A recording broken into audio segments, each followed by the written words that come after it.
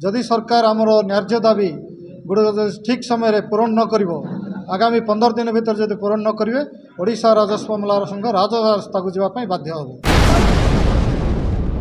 परिशेष आंदोलन निष्पत्ति नेला ओडिशा राज्य मला संघ।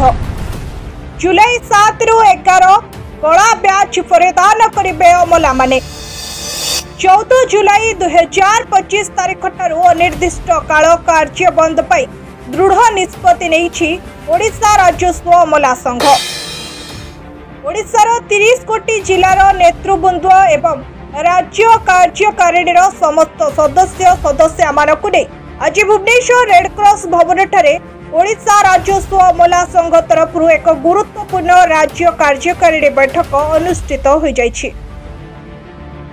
संघ प्रथम दाबी रखिछि जिला स्तरीय कार्यरत राजस्व अमला मानक मूल दरमा ओआरएसपी 2017 नियम अनुसार लेवल 9 को वृद्धि करा जाऊ। आपण मान देखुचंती आज हमर राज्य कार्यकारिणी कमिटी बैठक चली आमर ओडिशा राजस्व अमला संघर दीर्घ दिन दाबी 2016 मसीहा ठारू आमे आम दाबी उपस्थापन करी आसुछु।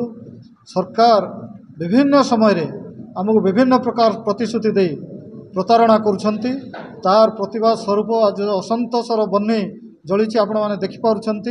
जदि सरकार आमर न्याय्य दाबी गुड़ ठीक समय पूरण न कर आगामी 15 दिन भीतर जब पूरण न करेंगे ओडिशा राजस्व मलार संघ राजरास्ता को जावाई बाध्य हो।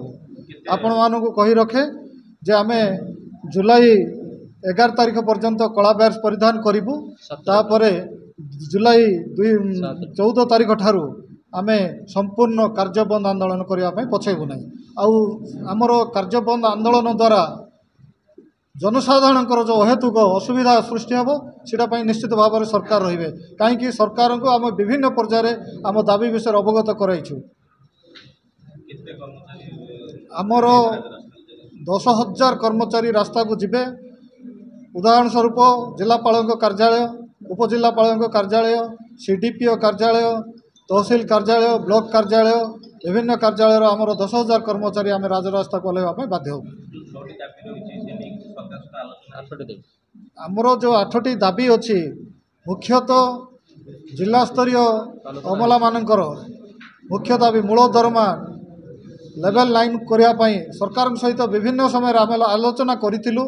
विगत दिन में सरकार आमको प्रतिश्रुति देते किंतु से प्रतिश्रुति रक्षा न करू आम बाध्य आंदोलन को जावाई बाध्य कर सरकार आमको बाध्य कर।